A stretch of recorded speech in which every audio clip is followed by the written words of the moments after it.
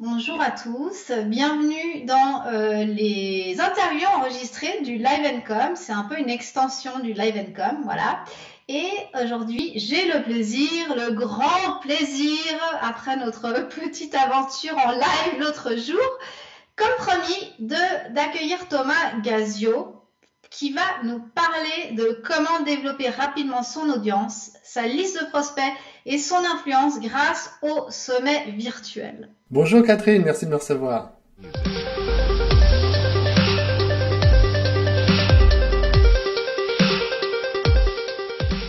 Salut Thomas, ça va? Ça va très bien, merci et toi? Ouais.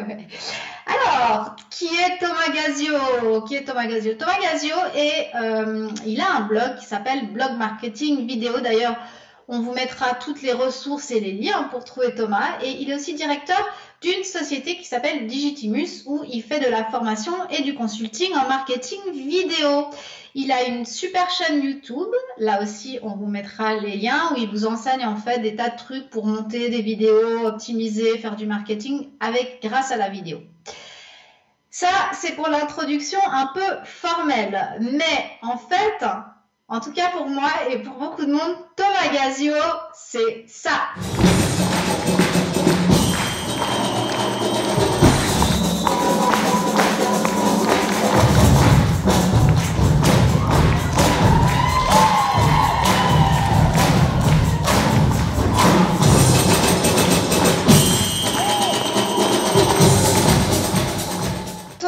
Aujourd'hui, tu es là pour nous parler d'un de tes projets, un truc absolument génial qui va avoir lieu le 13 mai, c'est juste? C'est ça, le samedi 13 mai, le Live Entrepreneur Challenge. Le Live Entrepreneur Challenge, ça commence à 9 h le samedi 13 mai sur Facebook et je ne sais pas encore à quelle heure ça va finir puisque je reçois une trentaine d'entrepreneurs. On va faire des lives en non-stop. C'est un véritable marathon de live avec beaucoup de valeur qu'on va donner lors de cette journée. Et la promesse de cette journée, c'est de pirater votre croissance sur le web en 90 jours. Il y a également une dimension solidaire à ce live, puisque tout au long de ces lives qui vont s'enchaîner, vous aurez la possibilité de faire un don à une association. Et en échange d'un don à l'association Le Sourire de Loup, on pourra en dire plus si on a le temps, eh bien vous pourrez avoir un maximum de bonus à télécharger. Voilà le côté solidaire de cet événement et on va passer un super moment, c'est un véritable challenge. Ok, génial. Donc là aussi, on mettra le lien de ta page, tout le monde peut y accéder le 13 mai à partir de 9 h du matin. Donc maintenant, en fait, tu vas vraiment nous parler des sommets virtuels. Donc les sommets virtuels, on en a déjà pas mal aussi en France. Évidemment, on est toujours un peu en retard par rapport aux États-Unis, mais il y a énormément d'avantages, en plus évidemment du plaisir qu'on a à faire ce genre de projet. Et il y a beaucoup d'avantages pour le marketing. Et justement, par rapport à ça, tu vas un petit peu nous expliquer plusieurs étapes en fait pour se lancer sur un sommet virtuel. Donc d'abord, explique-nous juste ce que c'est qu'un sommet virtuel. Oui, un sommet virtuel, c'est un événement où vous donnez rendez-vous à une audience pour venir en fait se connecter en ligne et venir en fait vivre un événement où vous en tant qu'organisateur, vous invitez plusieurs intervenants. Vous allez faire des interviews avec chacun de ces intervenants sur un sujet bien précis et l'audience en fait va venir se connecter à un espace privé pour consulter les interviews qui vont se débloquer tout au long d'une semaine si l'événement dure une semaine. Et à la fin de ce sommet, eh bien, vous pouvez proposer un package de produits. Il y a différentes façons de monétiser un sommet et on pourra en reparler pendant cette interview. Et donc en fait, pour résumer, c'est une conférence, comme une conférence dans la vraie vie, mais elle est en ligne et elle peut se suivre ou en direct, comme les webinaires par exemple, ou les Facebook Live, en l'occurrence ce que tu vas faire, ou alors, si on ne peut pas y accéder, eh bien, on peut avoir les replays. Maintenant, quand on veut faire un sommet virtuel, quelle est la première chose qui est très très importante avant de se lancer? La première chose la plus importante, c'est de bien choisir sa thématique. Ça veut dire que si par exemple vous êtes sur le développement personnel, vous savez que la thématique, le domaine est très très très large, eh bien il va falloir aller chercher une thématique bien précise. Je vais vous donner un exemple comme ça. Dans le domaine de l'éducation, On va parler, pourquoi pas, de la thématique de la parentalité bienveillante. Là, on est tout de suite sur une thématique bien plus spécifique que de dire simplement « je vous donne rendez-vous au sommet de l'éducation de vos enfants ». Ça fait un peu général. Pour vous donner l'exemple de mon événement le samedi 13 mai, j'ai pas dit voilà c'est le sommet du marketing internet ou c'est le sommet de développer votre business sur internet. J'ai trouvé une promesse précise qui consiste à dire pirater votre croissance sur le web en 90 jours. Et on va voir comment ça peut m'aider comme ça de proposer une promesse aussi précise avec des termes bien choisis et une promesse forte. Déjà ça m'aide en fait à préciser ma thématique. Et c'est super important pour vous d'avoir une thématique la plus précise possible. Sinon, vous allez vous éparpiller et vous allez vous louper sur les étapes suivantes, sur le positionnement de votre événement. Ok, donc la première étape, c'est vraiment de choisir sa thématique et trouver une niche. Et donc, la deuxième étape, qu'est-ce que c'est ensuite? Par exemple, si vous êtes sur le sommet de la parentalité, l'éducation bienveillante, ça va tout de suite vous aider déjà à positionner votre sommet, déjà à savoir identifier pour quelle cible vous proposez ce sommet. Donc là, vous allez pouvoir vraiment dresser le portrait robot de l'audience type, donc les jeunes parents, les parents qui ont un premier enfant ou qui ont leur deuxième enfant. Et donc, ça vous permet d'avoir une tranche d'âge comme ça sur l'audience que vous ciblez. Donc ça, en termes de positionnement, vous êtes déjà assez précis. Et surtout, ça vous facilite grandement vos démarches pour aller recruter des experts et des intervenants le jour du sommet, puisque vous n'êtes pas en train de dire je vais aller consulter tous les psychologues de l'éducation de l'enfance. Non, vous allez essayer d'aller cibler des experts qui sont, par exemple, sur la parentalité bienveillante. Voilà, c'est une thématique qui est assez ciblée, c'est une niche, et vous allez pouvoir faire des recherches et on verra quelles sont justement les bonnes techniques que je vous propose pour recruter ces experts. Mais c'est super important que vous soyez précis en positionnement sur à qui s'adresse cet événement et qui vous comptez inviter en tant qu'expert. Ok, donc en fait, il y a un truc qui est super intéressant, donc aussi par rapport au sommet virtuel et au niveau marketing, au niveau aussi parce qu'on fait pas seulement on fait aussi des sommets virtuels donc pour établir son expertise, pour offrir de la valeur. C'est en fait de choisir les bons intervenants et pourquoi en choisir certains plutôt que d'autres, en dehors du fait qu'ils soient sûrement peut-être excellents tous à leur manière. Donc explique-nous pourquoi tu vas choisir tel ou tel intervenant au lieu d'un autre. Alors, en fait, moi, ce que j'essaye de faire lorsque j'organise des sommets, et notamment celui que je prépare, j'essaye de faire un juste mixte entre ce qu'on peut appeler des têtes d'affiche, donc des personnes qui sont vraiment qui sont reconnues et on peut les utiliser en tête d'affiche. J'aime pas trop ça, mais d'ailleurs je les mets pas plus en évidence que d'autres intervenants. Et puis j'essaye de trouver aussi des personnes qui ont une vraie expérience, un vrai vécu sur la thématique que je propose, c'est-à-dire qu'ils ne sont pas nécessairement affichés comme experts du sujet. Par contre, ils ont une vraie expérience intéressante à venir partager sur un sujet précis lors de mon événement. Et comme ça, déjà, ça m'aide grandement dans mon recrutement d'experts puisque je suis pas en train d'aller me mettre à genoux face à des têtes d'affiche qui sont déjà très sollicitées et ça limite même mon succès de pouvoir recruter des intervenants disponibles pour le jour de mon événement. D'accord. Donc, en fait, ce qui est hyper intéressant aussi quand on voit l'affiche de ton sommet virtuel, c'est qu'il y a des gens absolument incroyables. Enfin, ceux qui s'y connaissent un peu dans le web marketing, il y a des gens qui sont, on va dire, tu as beaucoup de têtes d'affiche. Et j'aimerais savoir comment est-ce qu'on fait pour aller comme ça, je veux dire, engager, convaincre ces personnes-là. Comment est-ce qu'on fait? Alors, ce que je vous encourage à faire, même si vous débutez sur votre domaine d'activité, vous débutez sur Internet, peu importe, dites-vous qu'à la première occasion d'aller vous présenter sur un salon, en fait, mon meilleur conseil, c'est de sortir de chez vous, sortez de chez vous et allez participer à des événements où vous allez pouvoir rencontrer ces personnes en tant qu'intervenant. Moi, j'ai eu la chance, comme ça, au fil de mon parcours, au début, d'être spectateur de ces intervenants et assez vite de leur proposer des premières collaborations. Des collaborations du style une création commune d'un contenu.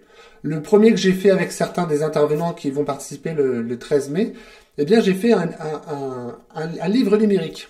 On l'a écrit tous ensemble, chacun a participé à un chapitre On a écrit un livre numérique qui s'est après partagé à toute notre audience. Donc déjà, c'était un premier point de contact avec eux. On avait déjà réalisé un petit projet ensemble. Et puis, de salon en salon, d'événement en événement, je me suis retrouvé moi dans la position à mon tour d'intervenant, expert d'un sujet. Et puis, ça m'a permis de pouvoir faire partie des coulisses des événements, de pouvoir participer à ces fameuses soirées networking avec ces intervenants, de pouvoir les connaître comme co-intervenants. On était sur le même piédestal.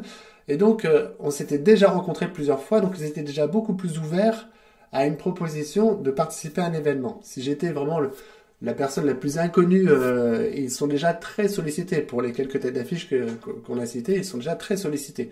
Donc là, l'avantage, c'est qu'en participant à des événements, faites-le vraiment. Entamez une collaboration, même si ce n'est qu'un début de collaboration.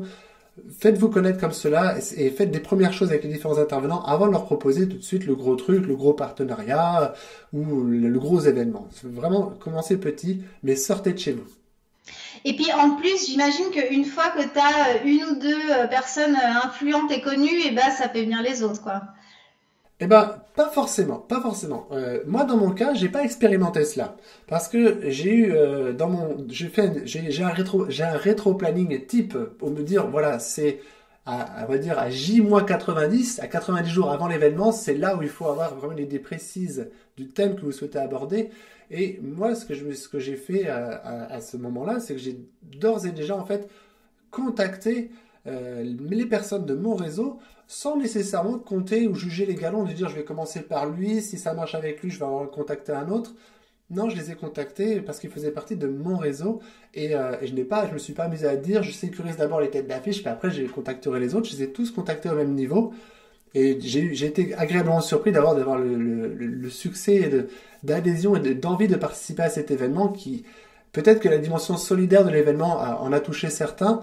Le côté un peu nouveau de cet événement, puisque c'est un gros défi d'être en live pendant une durée assez longue et être une trentaine de personnes au même endroit, diffusées dans de bonnes conditions pour aller diffuser un super contenu pendant toute une journée.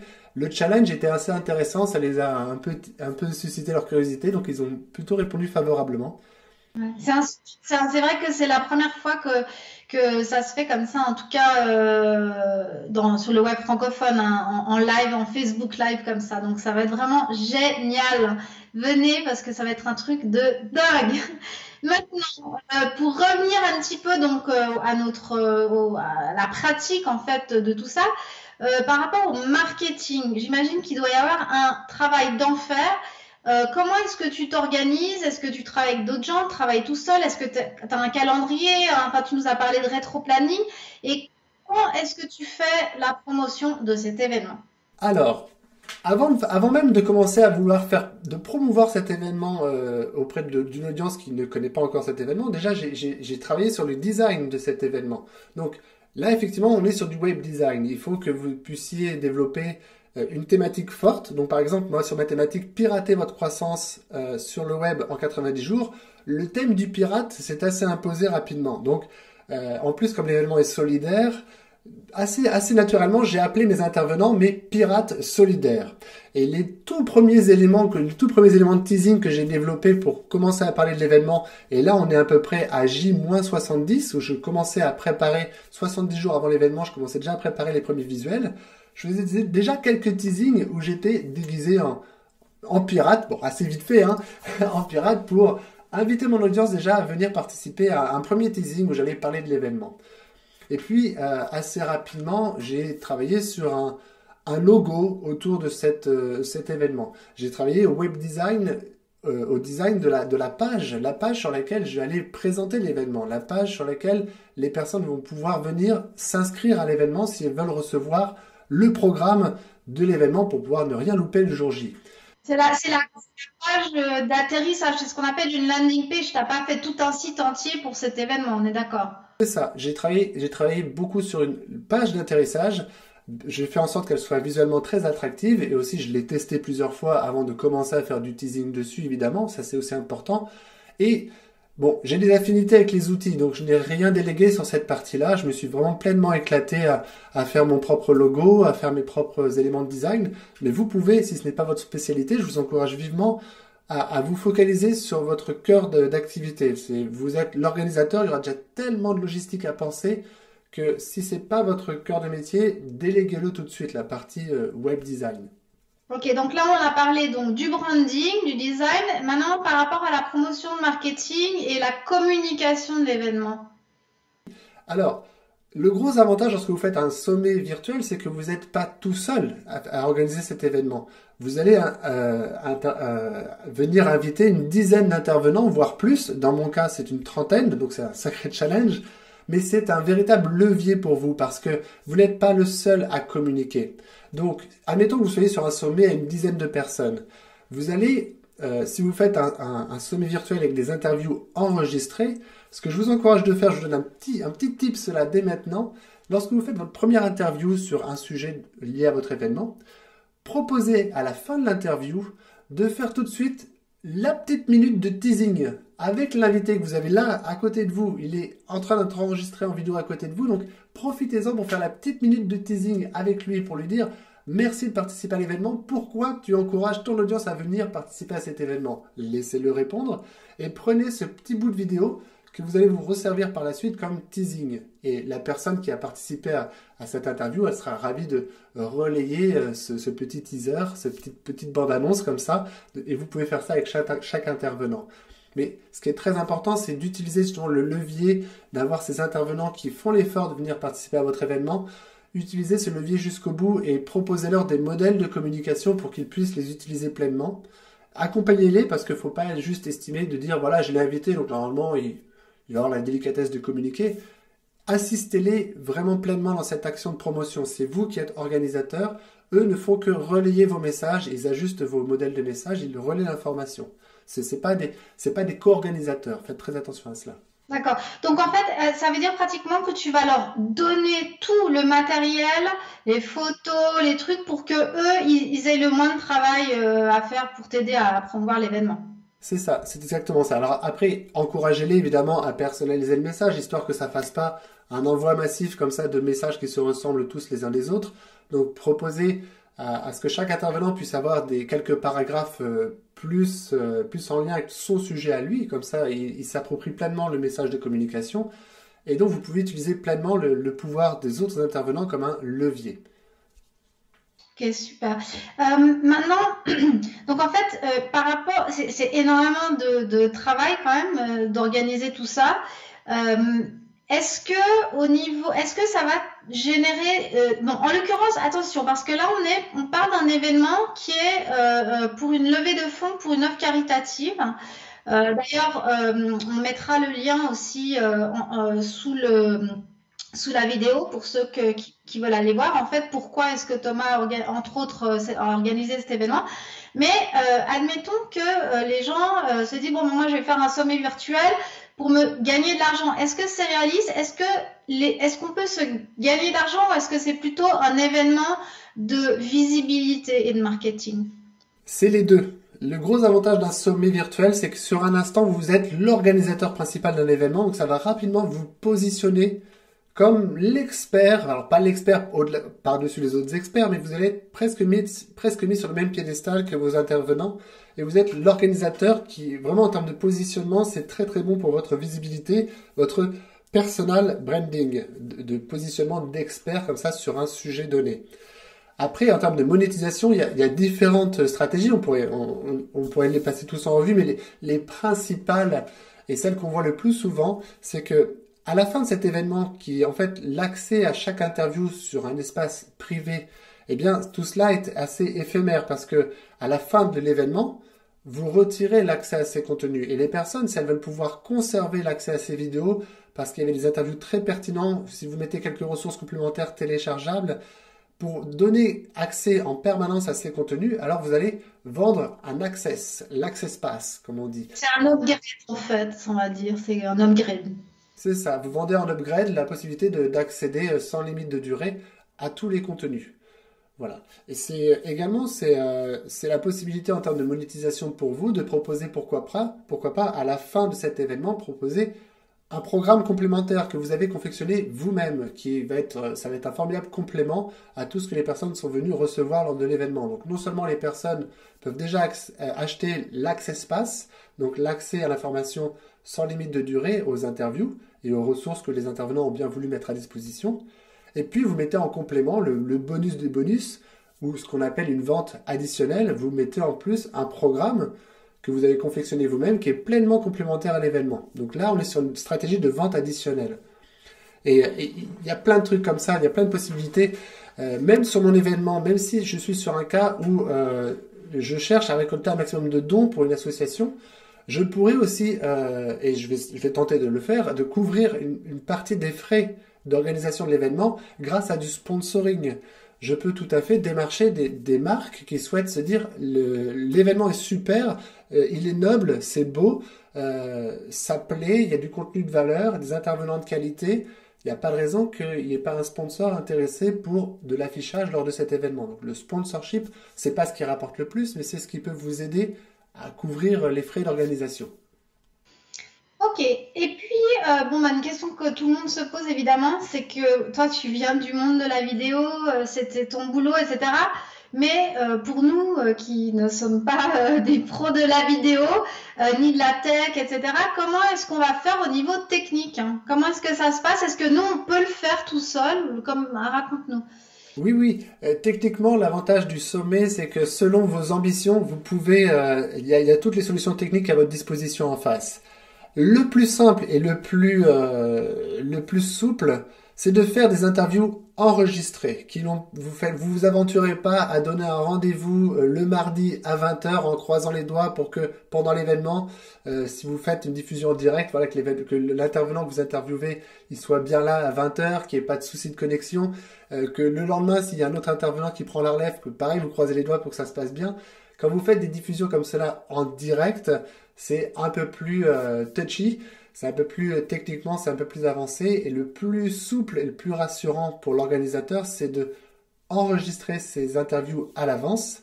Et pour ça, la solution la plus simple, et celle qu'on a déjà tous lorsqu'on installe sur son ordinateur la possibilité de parler avec les membres de sa famille, c'est Skype, qui vous permet de pouvoir avoir ces conversations où il y a la voix qui passe, il y a la webcam qui est branchée.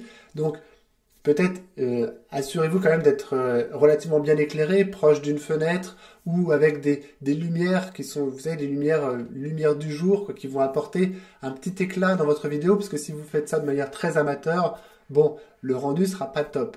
Mais sur Skype, il est tout à fait possible d'enregistrer votre conversation et vous avez à la fin une vidéo. Donc vous faites un interview via Skype.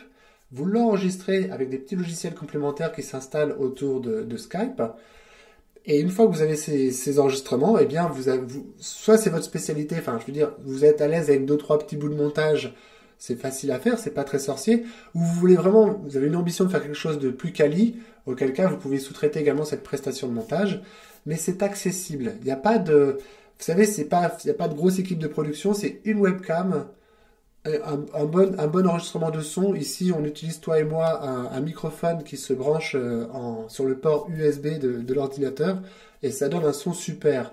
Mais le son du microphone qui est déjà sur votre ordinateur peut faire l'affaire. Vous savez, tout dépend de l'ambition que vous avez en termes de rendu qualité, mais le plus important, c'est pas la qualité technique, c'est le contenu que vous allez offrir et la pertinence du sujet que vous allez aborder lors de l'événement. C'est ça le plus important. Alors moi j'ai une question, c'est que en fait on a parlé donc juste tout à l'heure de cet upgrade de monétisation avant qu'il y ait le streaming et les Facebook Live et ces périscopes, les webinaires, excusez, les sommets virtuels se faisaient beaucoup sous forme de webinaires ou alors comme tu dis effectivement sur Skype enregistré. Aujourd'hui, tu es un des premiers à le faire, donc sur Facebook Live. Techniquement, comment est-ce que, donc là, encore une fois, c'est un événement pour lever des fonds, donc c'est pas la même chose, mais comment est-ce que quelqu'un qui voudrait justement faire ça sur Facebook Live et puis ensuite donner accès aux enregistrements, parce que finalement, ton Facebook Live, il est sur Facebook, donc est-ce que ça veut dire qu'ils vont l'enlever de Facebook? Alors, petite astuce et petit tips, et là je vous donne un peu les secrets et l'envers du décor du Live Entrepreneur Challenge, c'est que je fais en sorte de pouvoir enregistrer un maximum d'interviews à l'avance avec les intervenants. Le but, c'est pas d'être assis le jour J et de diffuser les enregistrements, surtout pas. Mais c'est de pouvoir, le jour J, par exemple, si j'ai un intervenant sur un sujet qui va me donner 10 conseils pertinents pour prendre la parole en public, par exemple. Eh bien, je pense que le jour de l'événement en live, par rapport au créneau qui lui sera proposé, j'ai quand même 30 intervenants qui viennent le jour J, il n'aura pas forcément le temps matériel de prendre le temps d'aborder ces 10 conseils. Donc peut-être qu'il va en aborder 5, qui va profiter d'une interaction en direct avec l'audience, et on proposera à l'audience de venir nous rejoindre dans un espace privé où ils pourront voir justement les 10 conseils que j'ai pris le temps d'enregistrer au préalable avec l'intervenant. Vous voyez la petite subtilité pour pouvoir justement transformer une diffusion comme ça en live qui paraît au premier abord facile à pirater parce que tout le monde va me voir, tout le monde va pouvoir télécharger la vidéo sans avoir besoin d'acheter, de faire de dons à une association ou autre. Eh bien, d'ores et déjà, j'ai un espace public qui sera diffusé en direct où on va peut-être pas avoir le temps d'aborder un sujet en profondeur. On va surtout profiter d'interaction avec l'audience, donner de la qualité évidemment en termes de contenu de valeur, mais la possibilité aux gens de venir accéder à un espace privé pour voir quelque chose de plus intégral et des supports complémentaires à télécharger. Voilà les nuances. Ok. Bah écoute, merci beaucoup en tout cas, c'était super intéressant. On te retrouve, toi et tes 30 invités, donc le 13 mai dès 9 h sur ta page Facebook Live qu'on va mettre en lien sous la vidéo. Et puis, j'espère à très bientôt. Ça marche, merci à toi de m'avoir reçu, salut à vous.